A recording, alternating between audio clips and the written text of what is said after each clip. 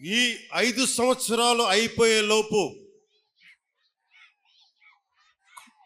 మళ్ళీ కూటమి గెలుపు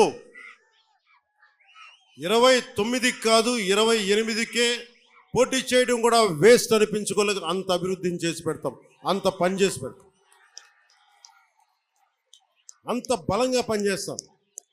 నాకు కొన్ని సమస్యలు ఉంటే, కొన్ని చేయలేని పరిస్థితులు మీ దగ్గరికి వచ్చి జవాబుదారీతనంతో ఉన్న వ్యక్తిగా నేను మీకు చెప్తాను. ఈ పని అనుకున్నాం, ఈ పని ఇట్లా అవుతుంది, ఎప్పటికప్పుడు దాని ప్రోగ్రెస్ మీకు తెలియజేస్తా.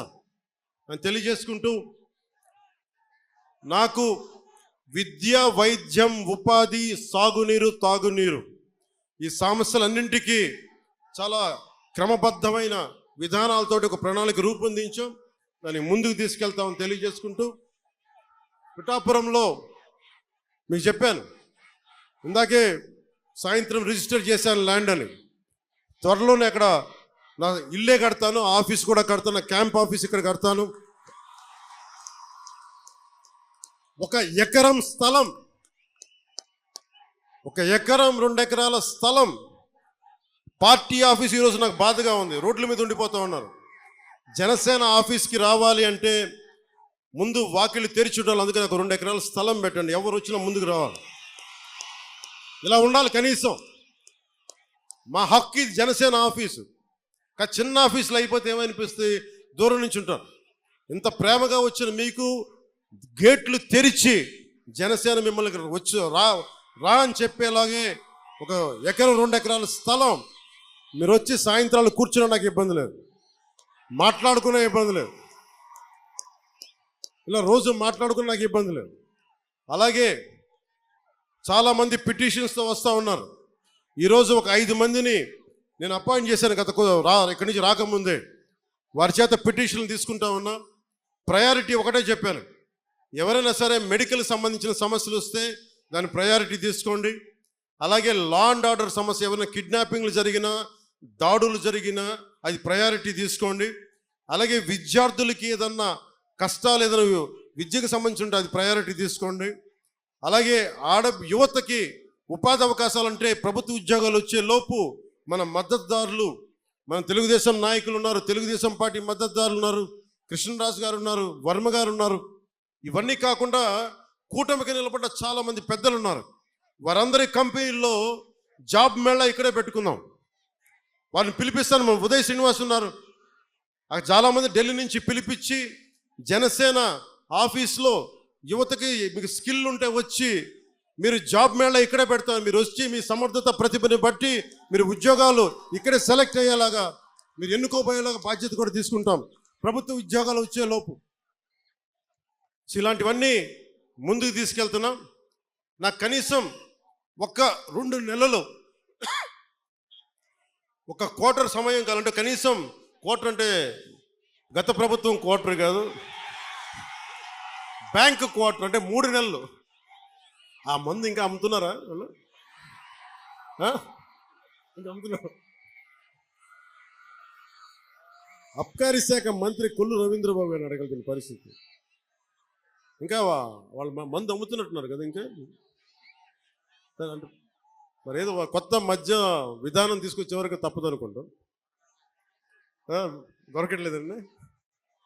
సరే, ఈ లోపు దయచేసి ఎవరన్నా తాగాలని మైండ్ సెట్తో ఉంటే దయచేసి దాన్ని ఆరోగ్యాలు కాపాడుకొని తాకండి. అదొకటి నా విన్నపం. మీకు అందుబాటులో ఉండేలాగా నేను నిరంతరం రావడానికి ఏం లేదు. ఒకేసారి నా మీద అందరం మీద పడిపోతే కష్టమైపోతుంది. అందుకని కొంచెం పెద్ద స్థలమే తీసుకున్నాను. మీరు రాకపోకలకి ఇబ్బంది లేకుండా. భారతదేశం మొత్తం జనసేన 21 సీట్లు గెలిస్తే భారతదేశం అంతా ఎలా చూసిందో, పిఠాపురం అభివృద్ధి భారతదేశానికి ఒక మోడల్ లాగా అయ్యేలా. ఒక్కళ్ళు కాదు, ఇక్కడ నేను ఒక్కనే కాదు, పెద్దల వర్మ గారు ఉన్నారు, కృష్ణరాజు గారు ఉన్నారు, ప్రతి మండలానికి ఉన్న మన జనసేన నాయకులు ఉన్నారు, ఇన్ఛార్జిగా బాధ్యతలు తీసుకున్న మర్రెడ్డి శ్రీనివాస్ గారు ఉన్నారు. మీరు దమ్ముండి ఇక్కడే పిఠాపురంలో వచ్చిన మెజారిటీతో ఈ అబ్బాయి గెలిచేశాడు. దాదాపు 70, ఇక్కడే 1,00,000 ఓట్లు వచ్చేసిన అబ్బాయి. అండ్ ఇప్పుడు మనం జనసేన రికగ్నైజ్డ్ పొలిటికల్ పార్టీ. చాలా కష్టం, ఎన్ని దెబ్బలు, ఎన్ని ఆటుపోట్లు, ఇవన్నీ తట్టుకొని నిలబడ్డామంటే ఇక్కడున్న నా ఇస్లాం మత ధర్మాన్ని పాటించిన మా జన సైనికులు చెప్తా ఉన్నాం. వెళ్ళి ఇక్కడ బంగారు పాపమ్మ దర్గా ఉంటుంది. నా గురువు సనాతన ధర్మాన్ని పాటించే గురువు ఆయన చెప్పింది ఎంత గొప్ప వ్యక్తి అంటే, ఆయన చెప్పింది వెళ్ళి అక్కడ బంగారు పాపమ్మ దర్గా ఉంటే దాన్ని దర్శించాం. అక్కడ చాలా శక్తి ఉంది, దండం పెట్టుకు వెళ్ళి ఆశీర్వాదాలు కావాలి అంటే నేను వెళ్ళి లోపలికి వెళ్ళి కూర్చుంటే నుంచున్నాను. ఇంతే ఉంది స్థలం, అపారమైన శక్తి ఉంది అక్కడ, ప్రశాంతత వచ్చింది, దీవెన వచ్చింది. అలాగే ఆంధ్ర బాప్టిస్ట్ చర్చ్కి వెళ్తే, మనకి వెనకాల ఉన్న ఆంధ్ర బాప్టిస్ట్ చర్చ్కి వెళ్తే చాలా అద్భుతమైన ప్రార్థనలతోటి ఆ క్రీస్తు సూక్తాలు మనకి స్తుతులతోటి ఆ ప్రార్థన జరిగినందుకు ఆ చర్చ్ ఫాదర్స్ అందరికీ కూడా, పెద్దలకి నా 2 చేతులెత్తి నేను వారికి నమస్కరిస్తున్నా. నేను వారాహి తల్లి వ్రతం చేసిన ఇస్లాం ధర్మాన్ని గౌరవిస్తాను. నిన్న నా స్నేహితులతో చెప్తా ఉన్నా, బైబిల్లో మా టీచర్ అమ్మ చెప్పేది, శిరోమణి టీచర్ అని, ఆవిడ క్రిస్టియన్ ధర్మాన్ని పాటించే టీచర్. ఆవిడ చెప్పిన వాక్యాలు గుర్తుండిపోయినాయి. తనను తను తగ్గించుకున్నవాడు హెచ్చింపబడును అంటే నాకు ఇష్టం ఆ వాక్యం. అది పాటించాను అనుకుంటా. 60 సీట్ల పోటీ చేద్దాం అనుకుంటే లేదు 40 చాలు. 40 కాదు అంటే సరే 35, 35 కూడా కాదు 25 కూడా కాదు 21 అంటే 21 మొత్తం గెలుపు దేశం మొత్తం మాట్లాడుకునేలా చేసింది. అంటే ఇది బైబిల్ సూక్తి గుర్తొచ్చింది. ఒక బైబిల్లో ఉన్న సూక్తి ఎంత గొప్పది అంటే, తనని తను తగ్గించుకుంటే హెచ్చింపబడతావంటే ఇంతకు మించిన సాక్ష్యం ఏం కావాలి?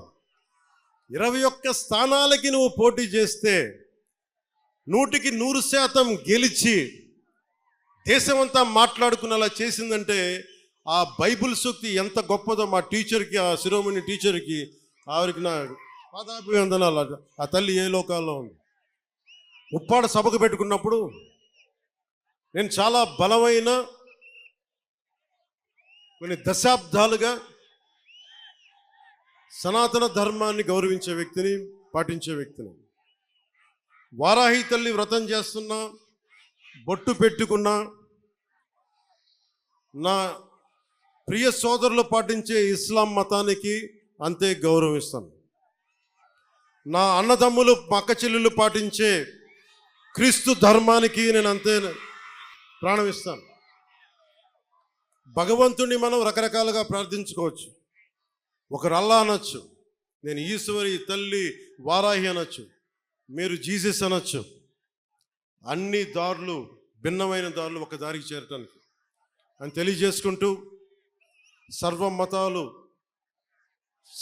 సమ్మేళనం ఈ నేల తల్లికి, పిఠాపురం నేల తల్లికి మొక్కుతూ మీ అందరికీ దారి పొడవుతా ఇక్కడ అభినందనలు పలికిన ప్రతి ఒక్కరికి, అన్ని మండలాల్లోని ప్రజలకి, 53, 54 పంచాయతీల ప్రజలకి, అన్ని మండలాల ప్రజలకి 2 చేతులెత్తి మీకు శిరస్సు వంచి నేను నమస్కరిస్తున్నాను.